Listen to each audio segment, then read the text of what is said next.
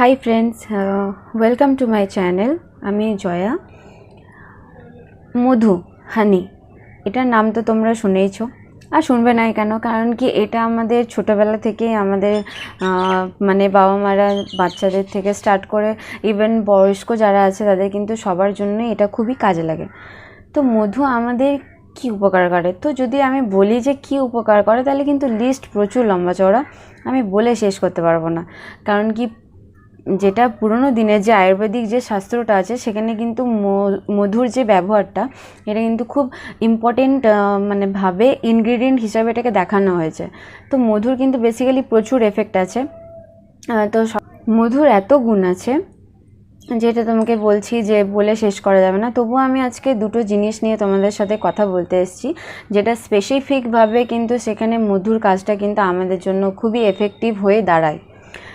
আজকালকাল আমরা টিনেজার মেয়েদের মধ্যে বিশেষ করে, তাছাড়াও এখন ছেলেরাও পিছিয়ে নেই, আমরা সবাই কিন্তু আমাদের বডিকে ফিট রাখার চেষ্টা করি, আমাদের যেন ত্বকে মানে স্কিনে যেন একটা গ্লোয়িং আসে। কারণ কি, আমরা ফ্যাট জমে যাওয়ার মানে বডি এটা কিন্তু একদমই পছন্দ করি না। বেলি বেড়ে যাবে বা মানে যেটাকে অতিরিক্ত যে চর্বি জমে যাওয়া, এই জিনিসটা কেউই আমরা পছন্দ করি না। তো সেই জিনিসটাকে ঠিক করার জন্য কিন্তু মধু একটা খুব গুরুত্বপূর্ণ রোল মেনটেন করে। তো প্রথমে বলি হচ্ছে মানে যেটা আমাদের যে শরীরে অতিরিক্ত চর্বি বেড়ে যাওয়া, মানে মেদ যেটা হয়ে যাওয়া, ফ্যাটি যে ফ্যাটটা জমে যাওয়া, সেটা ক্লিয়ার করতে কিভাবে সাহায্য করে। তো দেখো, আমি এটা মনে করি যে তোমরা যে জিনিসটাই খাও না কেন বা যাই করো না কেন, তার সাথে যদি তোমরা সেই মানে জাঙ্ক ফুড বা অয়েলি ফুড বা ফাস্ট ফুডগুলো যদি তোমরা অতিরিক্ত পরিমাণে খাও, ইউজ করো, তাহলে কিন্তু তোমরা যেই জিনিসই করো না কেন, কোনো কাজেই কিন্তু সেরকমভাবে লাগবে না। তা আমি বলবো যে এরকম ফাস্ট ফুডগুলোকে যতটা পারবে অ্যাভয়েড করবে। তাছাড়াও যে মানে যে জিনিসটা আমি বলছি, ওটা কিন্তু এই মানে বডিকে তোমার খুব একটা এনার্জেটিক ব্যাপারও দেবে। তাছাড়া কিন্তু মানে হেলথের জন্য খুব ভালো। আর মানে এটা তোমাদের যে অতিরিক্ত যে মেদটা আমাদের জমে, সেই জিনিসটাকেও কন্ট্রোল করবে। সেটা হচ্ছে সকালবেলায় ঘুম থেকে ওঠার পর, এটা নিশ্চয়ই অনেকেই শুনেছ, তো বলছি আমি যে সকালবেলা ঘুম থেকে ওঠার পর খালি পেটে তোমার একটু হালকা গরম জল করে ওটার মধ্যে পাতিলেবুর রস 1 টেবিল স্পুন মিক্স করবে, দিয়ে তার সাথে তোমার মানে 1 টেবিল স্পুন মধু মিক্স করে, যে ওই হালকা যে গরম জলটা আছে, ওই জলটা তোমরা সকালবেলায় প্রতি এভরি মর্নিং তোমরা কিন্তু ওটা খেতে পারো।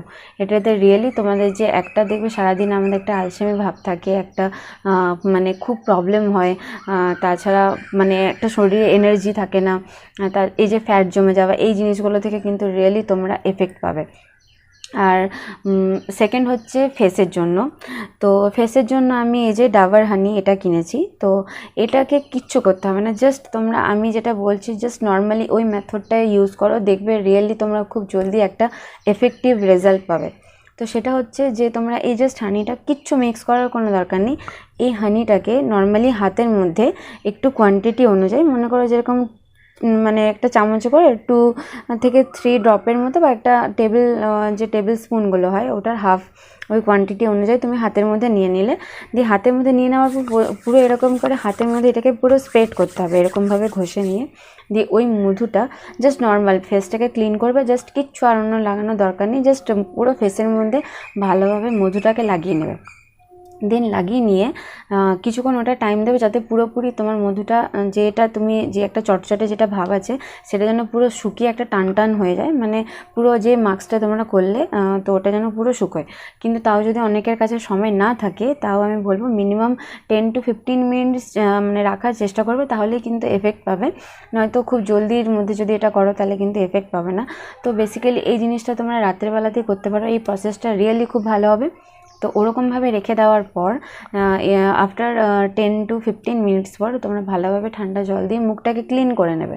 দেখবে এরকম এই জিনিসটাকে তোমরা কন্টিনিউয়াসলি করতে থাকো, দেখবে একটা এত ভালো একটা রেজাল্ট পাবে। একটা মুখে যে নর্মাল আমাদের যে একটা খসখসে ভাব থাকে, বা একটা গ্লোনেস যেটা চলে যায়, তাছাড়া পিম্পলসগুলো, স্পট, তারপরে অনেক কিছু ব্যাপার থাকে, এই মধু ওই একটা ইনগ্রেডিয়েন্টে তুমি এত কিছু বেনিফিট পেয়ে যাচ্ছ।